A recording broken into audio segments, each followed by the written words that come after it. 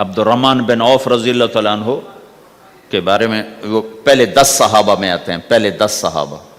آپ نے کہا ابو بکر جنتی، عمر جنتی، عثمان جنتی، علی جنتی، طلحہ جنتی، زبیر جنتی، سعد جنتی، عبد الرحمن جنتی، ابو عبیدہ جنتی، سعید بن زید جنتی. اس میں ایک عبد الرحمن ہے. جب ان کا انتقال ہوا تو انہوں نے 3 ارب 10 کروڑ 20 لاکھ دینار چھوڑے ترکہ. ہمیں تو بڑا بیوقوف بنایا گیا، کاغذ کو کرنسی بنا کے دے دیا. کاغذ، کرنسی تو سونا ہوتا ہے جی، کرنسی تو سونے اور چاندی کو کہتے ہیں، کاغذ کے ٹکڑے کو تو کرنسی نہیں کہتے. اور اب کرنسی بھی لے کر وہ کارڈ پکڑا دیے، جیب بھی خالی، اب کرنسی بھی کاغذ بھی کوئی نہیں، خالی کارڈ. اس کو کیا کہتے ہیں کارڈ کو؟ Credit card. کریڈٹ کارڈ وہ ساری دنیا کو بیوقوف بنائے ہوئے. یا تو کاغذ پکڑائے ہوئے ہیں یا کارڈ کاغذ بھی اب واپس لے لیا، اب کارڈ پکڑا دیا. اور عبد الرحمن بن عوف نے جو پیسے چھوڑے وہ کاغذ نہیں تھے. کاغذ کی کیا حیثیت، پاکستان میں روز چھپ رہے ہیں، کاغذ کی کیا حیثیت. 3 ارب 10 کروڑ 20 لاکھ دینار سونے کے، اور ایک سکہ دینار اس وقت 4.5 ماشے کا ہوتا تھا. اب اس کو ملٹیپلائی کرو اور پورا پاناما خرید لیں وہ اس پیسوں سے. اور وہ ٹاپ لسٹ کے 10 ٹاپ صحابہ میں سے ایک. وہ فرماتے تھے میری تجارت کا یہ اصول رہا کہ میں نے کبھی ادھار نہیں خریدا، نہ کبھی ادھار بیچا، نہ کبھی ادھار خریدا. جو خریدے بھی ادھار اور بیچے بھی ادھار، اسے نیند کہاں آئے گی؟ دینے والے دیتے نہیں، لینے والے سر پہ کھڑے ہوتے. انہیں نہ بیوی اچھی لگتی نہ بچے اچھے لگتے، وہ گھر میں بیٹھ کے بھی گھر میں نہیں ہوتے. تو آپ نے فرمایا نہ میں نے کبھی ادھار خریدا نہ کبھی ادھار بیچا، نقد خریدا نقد بیچا.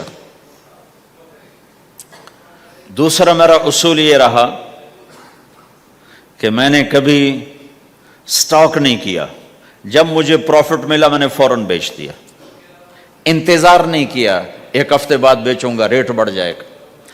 جس دن مجھے پروفٹ ملا 1 پیسہ بھی ملا تو میں نے فوراً بیچ دیا. تیسرا اصول یہ تھا کہ میرے سودے میں کوئی کمی یا عیب ہوتا تو میں اسے چھپاتا نہیں تھا، ظاہر کرتا تھا اس میں یہ کمی ہے، بھئی لینا تو لے لو، نہیں لینا تو چھوڑ دو. تو ہماری تو تجارت بھی جنت کا راستہ ہے. مدینے کے لوگ ذمہ دارا کرتے تھے، مکہ کے لوگ تجارت کرتے تھے. ان کی زراعت اور تجارت دین کے پھیلنے کا ذریعہ بن گئے. عبد الرحمن بن عوف رضی اللہ عنہ کا مال اللہ کے دین کے کام آیا. عثمان رضی اللہ عنہ کا مال اللہ کے دین کے کام آیا. جنگ تبوک میں 10,000 آدمیوں کا سامان حضرت عثمان اکیلے نے دیا. 30,000 کا لشکر تھا تو 1/3 10,000 کا سارا سامان عثمان رضی اللہ عنہ نے اپنے گھر سے دیا. اور وہ پیسے دینار لا کے پیش کیے نا تو اللہ کے نبی وہ دینار لے کر یوں کر رہے تھے، ایسے ایسے، اور کر رہے تھے ما علی عثمان اللہ یعمل بعد عثمان، آج کے بعد تو کچھ نہ کر، جنت واجب ہو گئی تیرے پہ.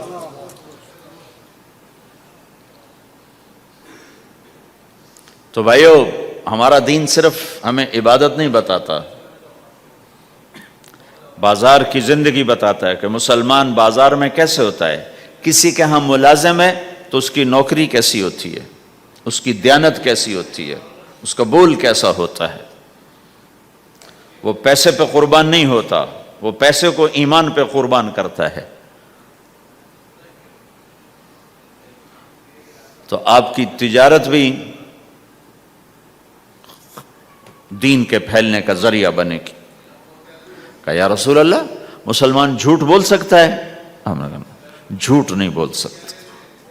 آپ نے فرمایا میں اپنے امت میں ہر عیب کی توقع رکھتا ہوں کہ میرا امتی ہر گناہ کر سکتا ہے لیکن دو کام نہیں کر سکے گا اگر وہ میرا امتی ہے، ایک جھوٹ کبھی نہیں بولے گا، ایک دھوکہ کبھی نہیں دے گا۔ اور یہ دونوں کام ہمارے پورے عروج پر ہیں۔ تو مسلمان دھوکہ نہیں دیتا کسی کو، مسلمان جھوٹ نہیں بولتا۔ تو اللہ کے نبی نے یہ نہیں فرمایا جو نماز نہیں پڑھتا وہ وہ مجھ سے نہیں ہے، میری امت میں سے نہیں، جو روزہ نہیں رکھتا میری امت میں سے نہیں ہے، زکوٰۃ نہیں دیتا میری امت میں سے، یہ نہیں کہا۔ آپ نے کہا من غش فلیس منا، جس نے کسی کو دھوکہ دیا وہ میری امت میں سے نہیں ہے، میری امت سے خارج۔ تو آپ کی تجارت پاناما میں ایسی تجارتوں کو وہ اسلام کا بولتا ثبوت بن جائے۔ آپ کی جاب ہے تو ایسی ہو کہ اسلام کی پورا انڈونیشیا جو مسلمان ہوا ہے، مسلمان تاجروں کی تجارت سے مسلمان ہو۔ ملائیشیا، انڈونیشیا، فلپائن، ان علاقوں میں جتنا اسلام پھیلا ہے یہ تاجروں کی محنت سے پھیلا ہے۔ کہاں کے تاجر؟ یمن کے عرب تاجر، ان کے عالی اخلاق، ان کا سچا بول، ان کا صحیح ترازو، اس نے لوگوں کے قلوب کو پھیر دیا کہ یہ پیسے کے غلام نہیں ہیں۔ تو ہماری تجارت اس لیے نہیں کہ ہم پیسہ بنائیں، ہماری تجارت اس لیے کہ ہم تجارت میں اللہ کے احکام زندہ کریں، جس میں سب سے بڑا حکم سچ بولنا ہے اور دھوکے سے بچنا ہے، اور غلط کاروبار سے، غلط کام سے بچنا ہے۔ صرف ہم پیسہ نہیں کماتے، ہم اللہ کا امر دیکھتے ہیں کہ اگر میرے اللہ کے حکم کے مطابق ہے تو ٹھیک، اگر اس کے مطابق ہم چھوڑ دیں تو بھائیو اپنی پہچان کرواؤ سچائی کے ساتھ، دیانت کے ساتھ، دھوکے سے بچتے ہوئے۔ ایک تاجر مجھے بڑے فخر سے بتا رہا، فیصل آباد کی بات، کہ جی میں صبح صبح قرآن پڑھ رہا تھا، دکان پہ بیٹھا ہوا، کپڑے کا تاجر، تو ایک گاہک آ گیا، کہا جی آپ قرآن پڑھ رہے ہو، بھلے آدمی لگتے ہو، تو میں نے بیٹی کے جہیز کے لیے کپڑا خریدنا ہے، تو میں نے کہا آپ سے خرید لیتا ہوں۔ تو وہ پھر ہنس کے کہنا جی میں نے 16 روپے میٹر والا کپڑا 48 روپے میٹر میں بیچ دیا۔ میں نے کہا واہ بھائی واہ، قرآن کی قیمت بڑی تھوڑی لگائی تو۔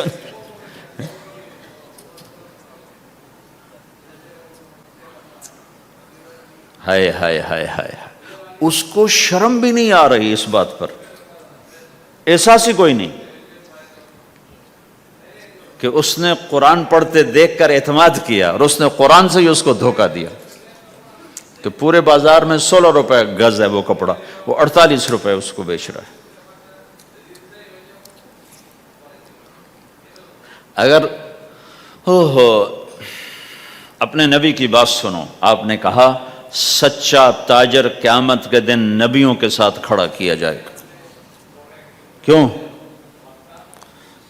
کہ ہر موقع پہ جھوٹ بولا جا سکتا ہے، پروفٹ کمایا جا سکتا ہے، دھوکہ دیا جا سکتا ہے، فراڈ کیا جا سکتا ہے، اور اس سے بچتا ہے بچتا ہے بچتا ہے بچتا ہے، نہ اپنوں کو دھوکہ دیتا ہے نہ غیروں کو دھوکہ دیتا ہے۔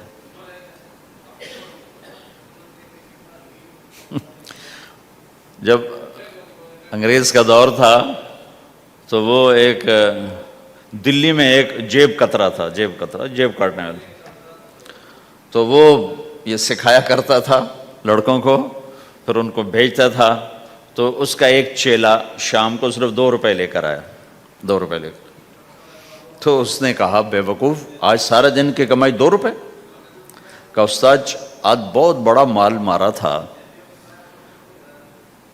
لیکن میں نے دیکھا تو وہ ایک گورا تھا، انگریز تھا، تو مجھے خیال آیا اگر قیامت کے دن عیسیٰ علیہ السلام نے میرے نبی کو گلہ دے دیا کہ تیرے امتی نے میرے امتی کی جیب کاٹی تھی، تو میں اپنے نبی کو کیا جواب دوں گا؟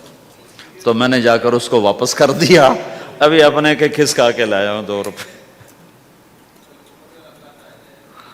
تو پچھلے زمانے کے تو چور بھی ایسے خوددار ہوتے تھے، اب تو نمازی ایسے غیرت کہاں پھینک کے آ گئے ہیں۔ ماتھے پہ محراب ہوتا ہے اور دھوکے میں سب سے اول ہوتا ہے.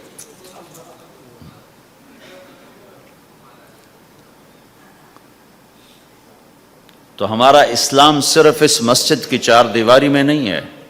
ہمارا اسلام تو بارش کے قطروں کی طرح پھیلا ہوا ہے. آسمان کی بلندی ہے، آسمان کی وسعت ہے، جیسے اس سے زیادہ ہمارے دین کی وسعت ہے. تو آپ کسی دفتر میں ہو یا اپنے کاروبار میں ہو تو اس میں بھی اللہ کے نبی نے آپ کو طریقہ بتایا ہے.